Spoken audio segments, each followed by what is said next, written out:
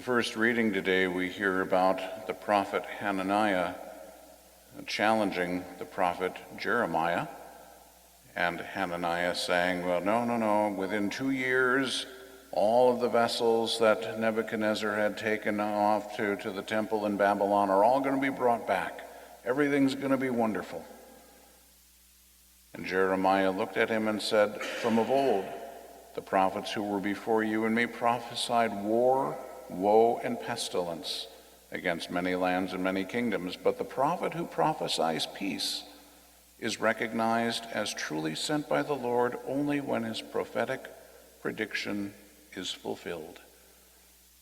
So if somebody prophesies war and pestilence and woe, they can be a real prophet even if it doesn't come true. But if you prophesy good things, you're a prophet only when it comes true? The answer is yes. And the reason for that is because God will warn people of the difficulties to come. But prayer and penance can mitigate them or erase them completely. It was back in the 1980s, Pope John Paul was asked about the things that are coming. And he said, it is too late at this point to stop it, but it can still be mitigated. And that's exactly what's happened. Things have been put off and put off and put off. And not only have they been put off, they are going to be made less severe. Doesn't mean it's going to be fun, but it's not going to be as bad as it would have been. And the reason is precisely because of the prayers of the people of God. And so don't ever doubt the power of prayer. But also to recognize, though, that if somebody's telling you all these wonderful things are going to be happening, okay, God's not going to change his mind if he's going to do something wonderful, and it's not going to be mitigated. That's why, if a prophet is saying this wonderful stuff is going to happen, that's only going to be, the man will be recognized as true only if it happens. But if somebody prophesies something negative, it may not happen because it may have been mitigated by prayer. So that prophet can still be a true prophet. He was warning the people what God was planning to do. The people repented. Look at what happened at Nineveh, for instance, when the king of Nineveh ordered everybody to fast and pray.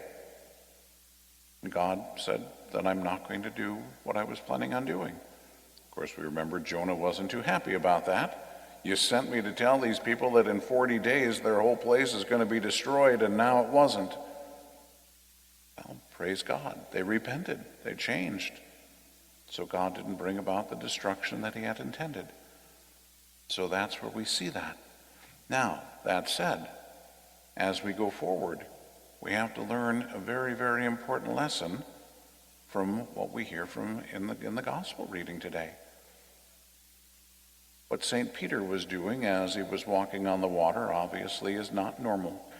And so we look at that, and Peter, realizing that, wait a minute, this is a little bit weird, I'm walking on water, and then starts looking around at all the chaos around him, the waves and the wind and everything that was going on, and he begins to sink. Because he realizes that by nature he can't do this. But more than that, what he did is take his eyes off of Jesus. Notice again in the gospel, Peter says, Lord, if it is really you, command me to come to you on the water. Jesus said, come.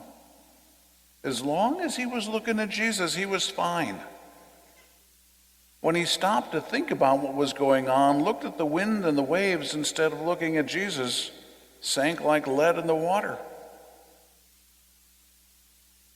It is a critically important lesson for all of us to learn in our day-to-day life, but especially as we move forward with the things that are going to be happening.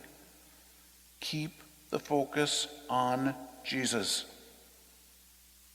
If we take our focus off the Lord and start looking at all the different things that are going on, we're going to sink, just like Peter did. We're going to start to despair. We're going to start worrying and being anxious and upset about all kinds of things. Why?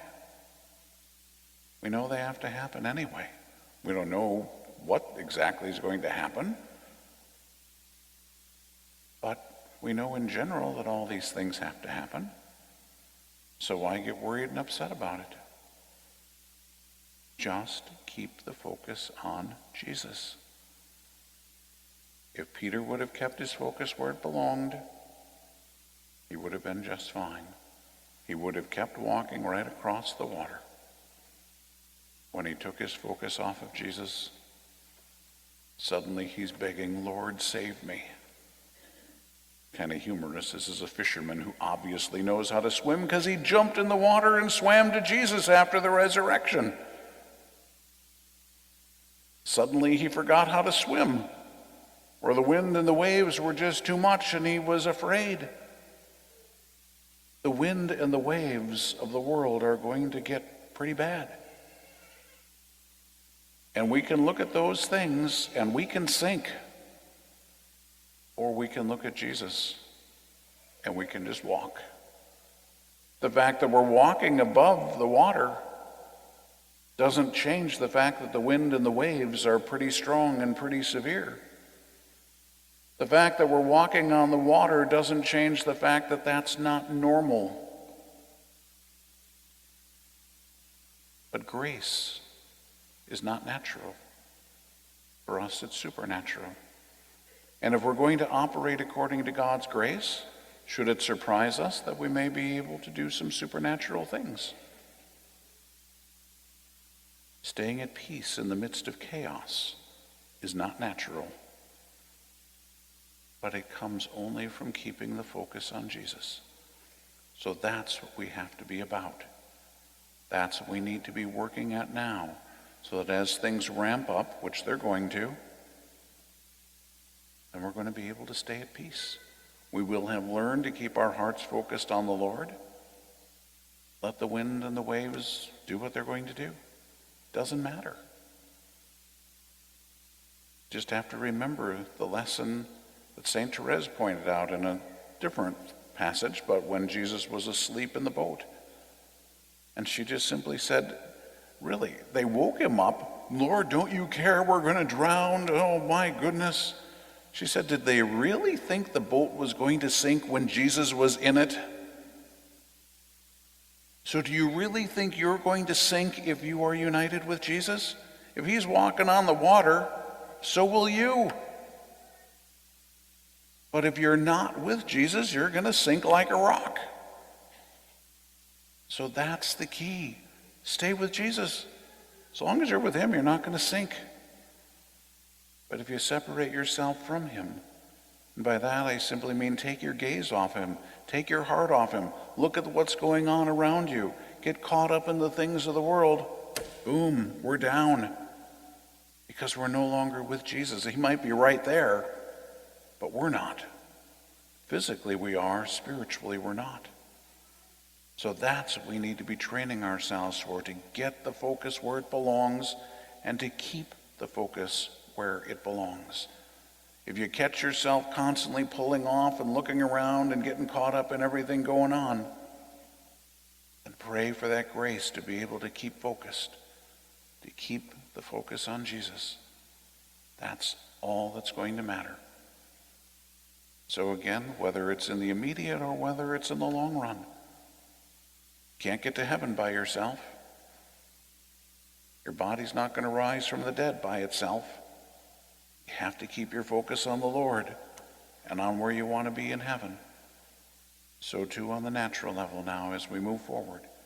Just keep your focus on Jesus. The wind and the waves are going to be massive. So what?